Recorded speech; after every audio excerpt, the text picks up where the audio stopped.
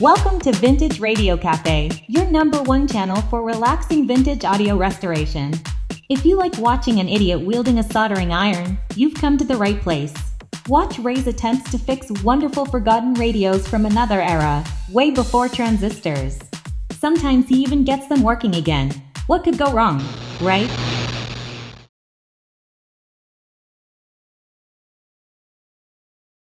Okay, folks, so we're back. I reinstalled the IF CAN, and actually I had to do it twice because on my first attempt I lost completely FM and AM. There was nothing left, and I didn't realize it when I reinstalled the CAN. I just found out later when I removed it again. One of the screws, the funky head screws there, yeah, it's very, very hard to install it. You don't know, you don't see what you're doing, so you're working blind. And yeah, it was touching one of the connectors inside of the CAN. So I used a different method the second time around, and I just put a bit of tape on each sides of the CAN, and I fished the screw heads through the holes so they would remain there, just firmly enough and long enough for me to realign the CAN properly. So let's see what we got now, if we have improved anything. So we've got power,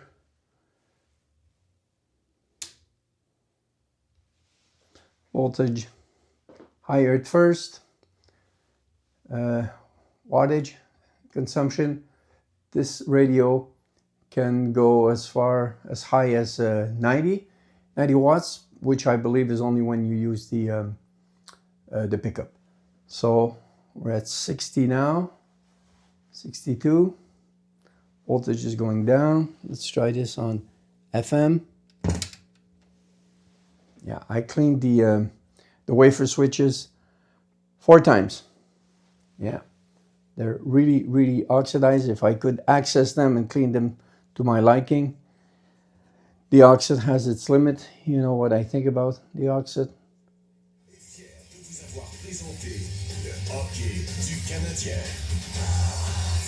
So I get very good tuning on FM.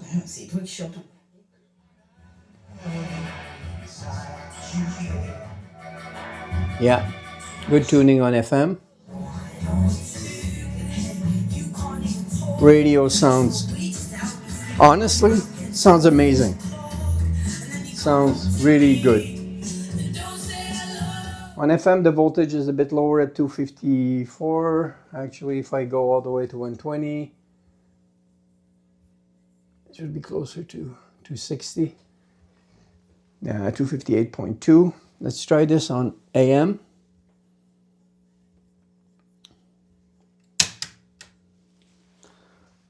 So voltage goes up a bit. Target is 265, which is close enough. As you can see, can you? Yeah, not much reception there. You try to tune a station, but yeah.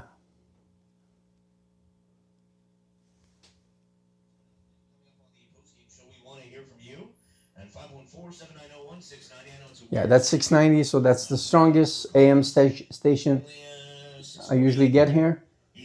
I have to put the volume very high, more than half.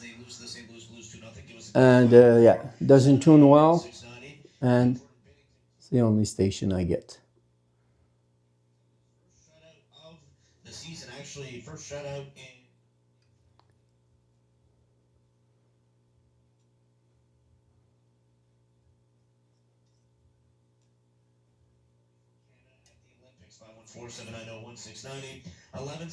So it could still be the wafer switches that are dirty.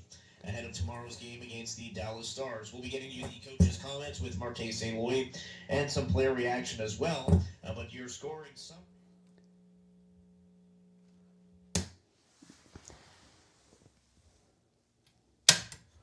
So voltage is going down quickly and normally, which I like to see. I'm happy with that. Turn everything off. So what's going on? Well, maybe the switch, the AM switch or the wafer switches and the contacts are still dirty. That could explain it. But like I said before, just trying to access the screws underneath the IF can was a pain, and I had to move components around. Although I checked and rechecked like 10 times, I don't see any broken leads. I don't see any weak spots on the soldering joints. It should be okay, but hey, who knows? Who knows? Tomorrow I'm going to check voltages, namely on the EF89 to see what I get on the grid, and that should indicate if the coil transformers inside the can are okay. Yeah, it could give me a lead there to follow. Okay, I just realized I wasn't in frame. Yeah, so this is what I mean. The can is here and the two adjustment lugs are there. So checking the voltage could indicate if there's a problem there. If not, it's going to be one of the components leading to the EF89, maybe the ABC80, although those components are under. The ABC is here. The components are under, and I also checked everything, the resistors and all that. Everything looked okay visually and on the meter. This said, since the FM is working good, after I check some voltages, and if I don't find an obvious fault somewhere, I'll reinstall the plastic display, the front glass display, and I'll put the chassis back in the cabinet again because I want to test the pickup. So if the pickup works, the FM works, I might not waste too much time on the AM. Not many stations we get here anyways. And yeah, Mario's the guy that I worked on his Saba for, and he just came to pick it up today because there's nothing more I can do. I suggested he bring it to our technician Mario to see if an alignment is going to help, or maybe if he knows how to fix the auto tuner, but I can't go any further than that. So he took it back, and I wouldn't take any money from him. And he gifted me a nice, very nice Blaupunk Riviera. I already have one, and I worked on it, a year and a half ago. It was the blonde model, very nice. The one he brought me is a darker model, probably an earlier year. It's an inch and 3/4 narrower, yeah, not as wide as the other one, but basically the same arrangement, and it sounds very good. But, and this is my point, there's virtually no AM. I can tell the radio has been recapped, and honestly, it's very, very well done, very clean. Yeah, kudos to the guy that did that before me. Modestly, he did it exactly how I do it, with the same kind of capacitors. So probably he's a local guy. He's probably not too far from me, at least in my province. Yeah, he probably got his parts from DGK as well. So yeah, radio works great, but there's virtually no AM.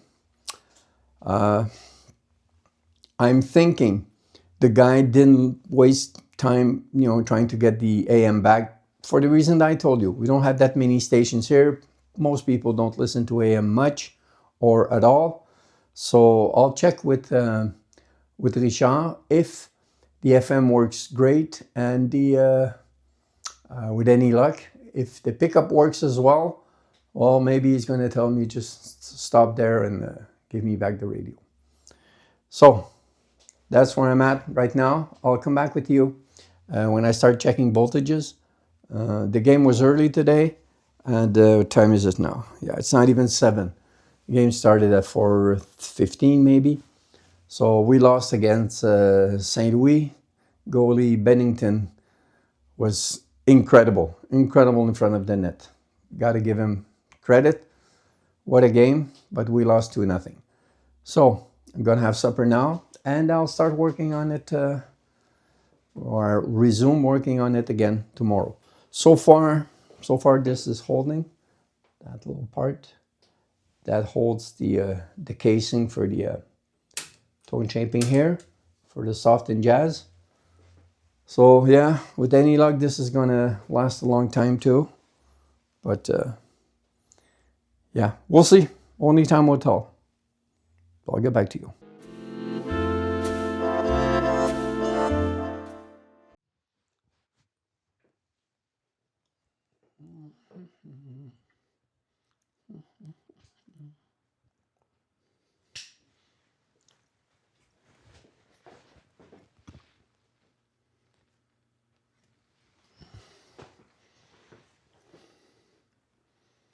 Oh, hello guys, and welcome back. Yeah, please come in.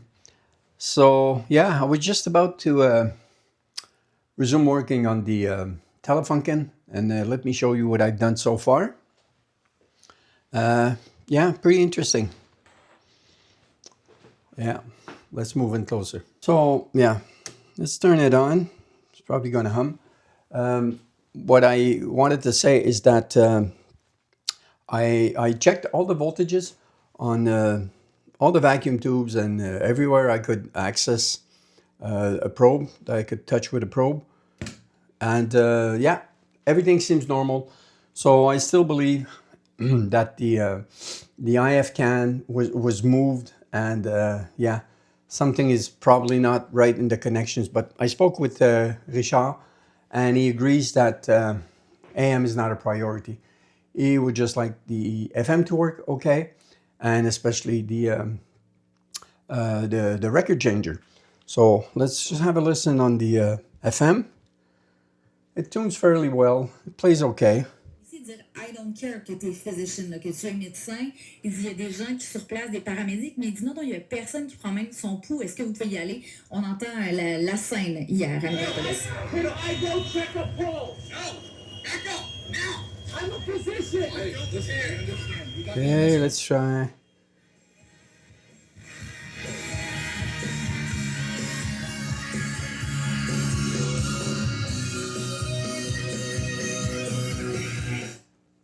So strong stations come in nicely. Weaker ones, so-so. Depends on the antenna. I have an external one here, and I can, it's an adjustable one, so I can change the ohmage, and I can pretty much get reception throughout the band, the whole waveband, but yeah, to various level of clarity. But there's nothing to be ashamed of, okay? It's not a Saba. I've been spoiled with the Sabas, and all the radios now, I find they're not quite as good, but it plays very, very well, okay? So what I did yesterday was to test the record changer, and much to my surprise, it was working, not perfectly, okay? The speed was too slow. There was a big rumble audible from the platter. Since the speed was too low, the automatic functions work for the most part, but the return wasn't working, because once it hits that last groove there's not as many grooves in that part, just one big one going towards the center.